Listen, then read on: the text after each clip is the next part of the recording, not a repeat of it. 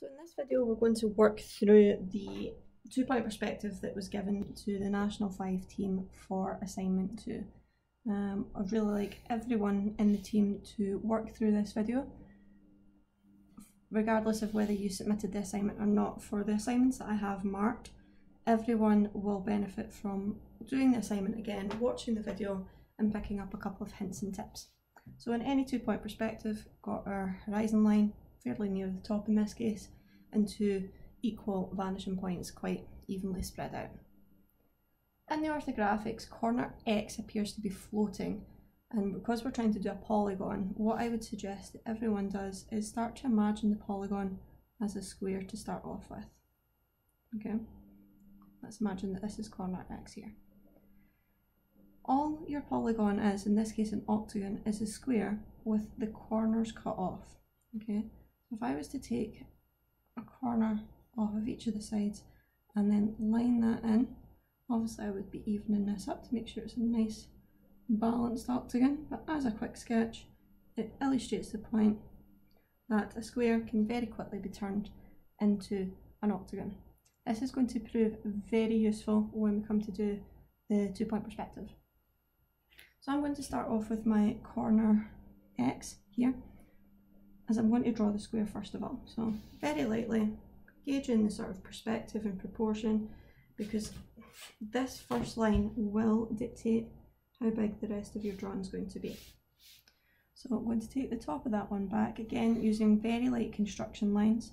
Next week we're going to start moving on to some of the theory behind the different line types, but for just now we're only using our construction line, and then later on we will be using our outline. So perfect. So that is corner X. What we're doing now is we need to finish out this construction of the square. So I'm going to look at my proportion here. Now if I do it too small here, I'm not going to have enough room to get too much detail. So when you're doing National 5 drawings, it's really important that the drawing is A, big enough to have all the detail that's required, but not too big that when we start to come to the last part of task 3, that you're spending ages rendering, because we're only going to have 8 hours for your full folio. So I'm going to go for about here. Very light line again. Now, because this is in the middle of 2 vanishing points, this side will be approximately the same size as this side. If I moved my my corner X to one or other of the vanishing points, then the perspective starts to skew slightly and it's not as balanced. So what you can do is you could use a trammel to see if it's the same sort of size. You can guess it by eye, or another quick way to get an approximate bit is just to take a sort of horizontal look over to make sure that, yep, they look okay to me. You can choose what one you want to go for. I'm going to go for that one. And then take in the corners back. Excellent, so now we have got the basis for our square. Now, before we start doing the rest of the polygon, I think it's important to start pointing out some relationships. Just here, I'm going to leave that in the corner and see if anyone can work it out before I start showing you on the drawing.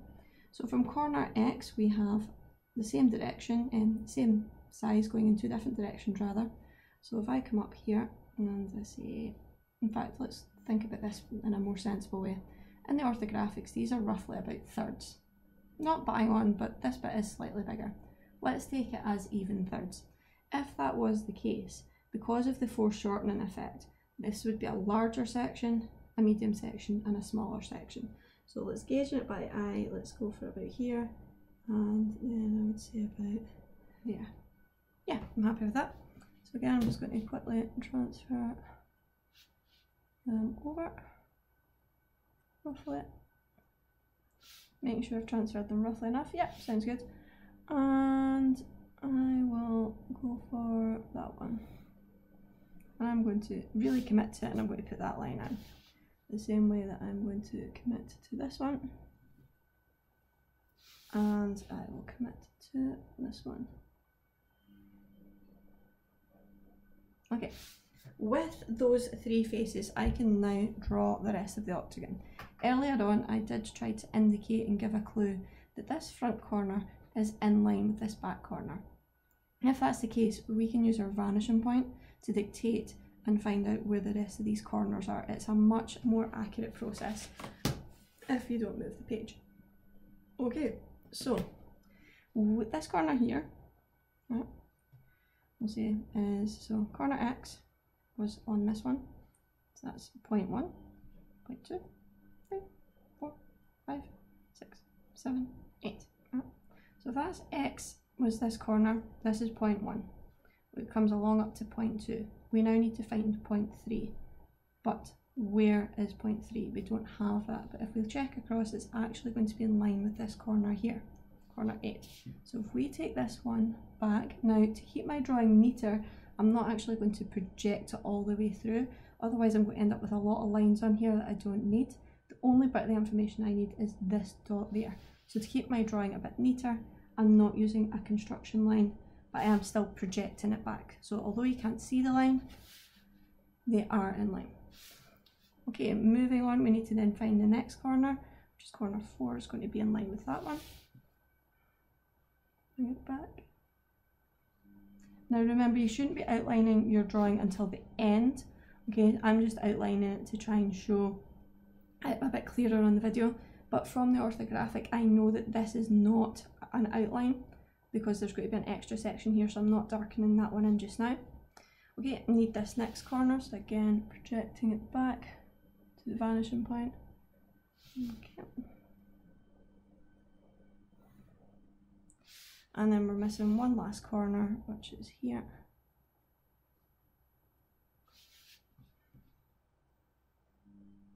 So feel free, obviously, to pause the video at any point just to get caught up. I'm on a different table today and it's a bit more difficult to see over. I'm a bit low down from my drawing, so I apologise if none of these are actually lining up very nicely. It's fine. Okay, so we have now got the top octagon. We now need to show the thickness, and that was why I had drawn that second thickness of the square in. So if I project these lines down till they hit the second square, I will then have the thickness of the shape. So as I said, please don't outline your drawing until you're finished. I just want it to show up a bit clearer on the video so that you guys can see where the drawing is going a bit sharper. And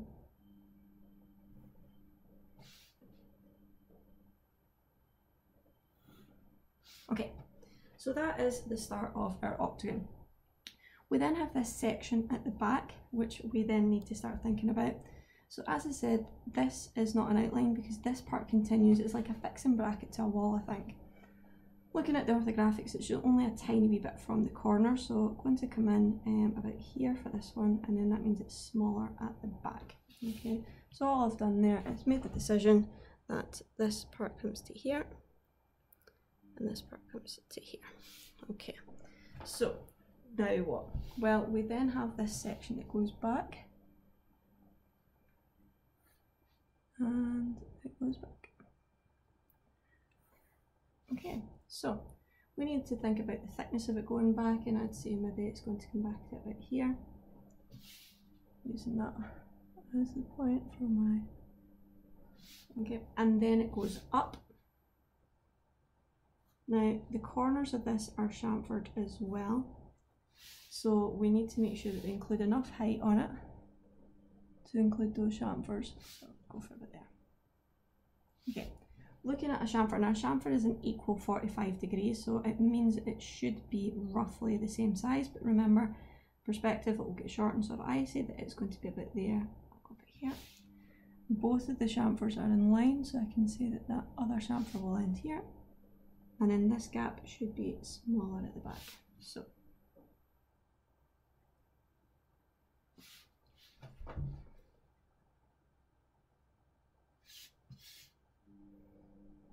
I'm really to sharpen my pencil.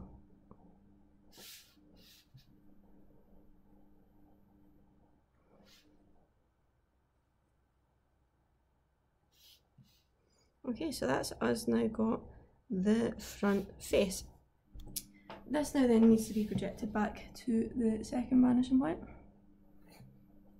And we're going to do that from all of the corners.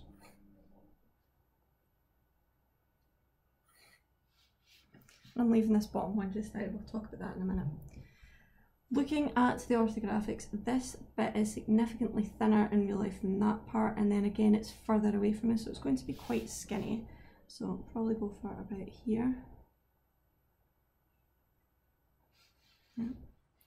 And then looking at that distance going back, looking at to here.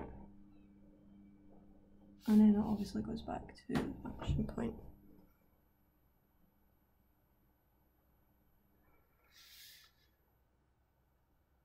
So why didn't I do the bottom bit? Well, the bottom bit we have to be really careful of.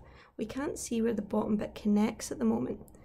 Okay, and what do I mean by that? Well, if we look at it, what we have drawn is coming from the top surface, and it's actually connected to the bottom surface. So this is where we're going to use a very light construction line to there.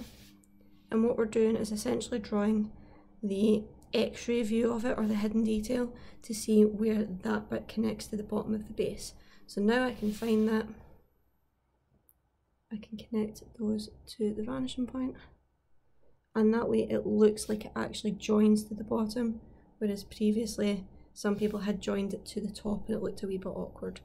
Okay, so on the original drawing it did ask you not to draw these wee fixing holes, but we are just going to make sure that they're in line and that the one at the back is smaller than the one at the front.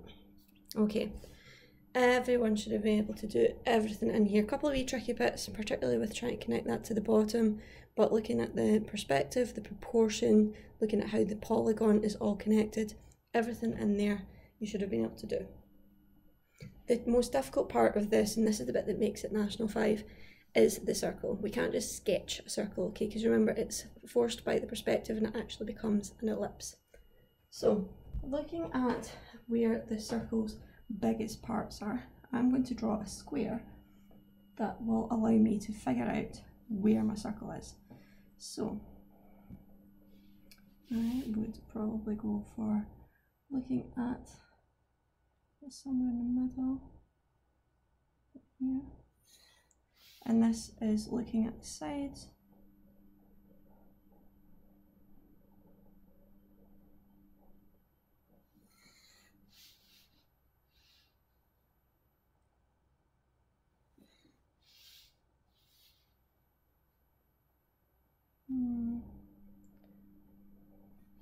Oh, and then down the bottom here. Yeah, I think that's about fine.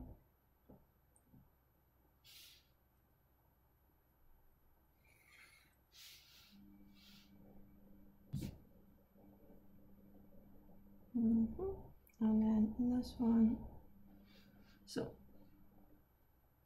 this one here, whoops.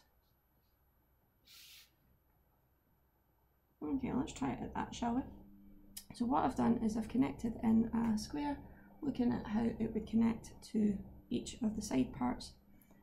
Looking at the middle of each square, and then remember going back to each vanishing point ever so slightly to get the centre. So that. So for this, guys, if you haven't watched the video on circles and arcs, strongly recommend that you do so now, because I'm not going to go over this in a lot of detail. I do in the other video. So I'm doing my corners here. So remember, what we're looking for is equal thirds in perspective, so it's a wee bit further to the corners. You get your series of points, and then starting to sketch very lightly that ellipse. Okay. And then once you're happy with it, now remember, guys, you should be turning the page for this. I can't do it because of the camera rig that I've got set up. So I'd be expecting the page to get turned around, not the really awkward wrist position that I'm doing here. So taking my time, making sure that I don't have any sharp corners. Remember, these dots are just a guideline. If you are out with them and you know the circle, or the ellipse rather, is going to look a little bit weird, trust your judgment with it. Right, and then once you're happy with it, providing that outline. Now, this says that it's an HB pencil, but it seems really dark. It's much darker than I would normally sketch with, but which is why we're getting a lot of smudging on the page.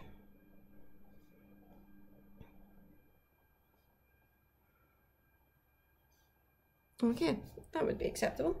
Still a couple of wee dodgy bits that I'd like to fill out, but I don't want you to spend the whole time watching me just keep fixing it.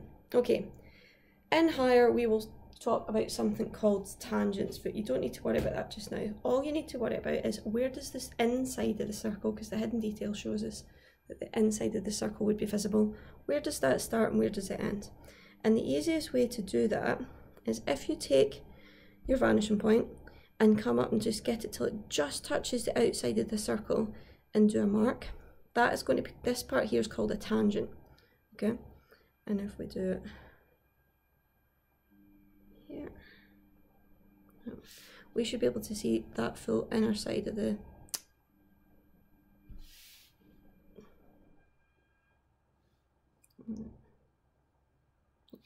so for each of these points that we've done, come down, we draw a wee vertical line. We know it starts here, we know it ends over here. You're going to do the same sort of thickness.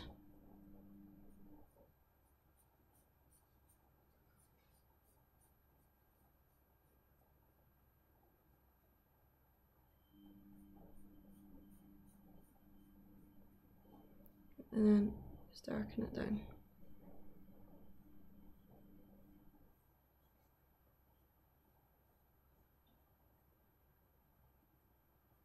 Okay, so that's what we were looking for. As I said, this point I would go over just filling in these circles, making sure I was happy with it, and that is the sort of 2-point perspective of assignment 2. If anyone's got any questions, remember you can send me an email or put a message on the Teams page, or now that we have a YouTube channel, you can leave me a comment. And any other videos that you're needing from me, guys, again, please just give me a shout, more than happy to do them.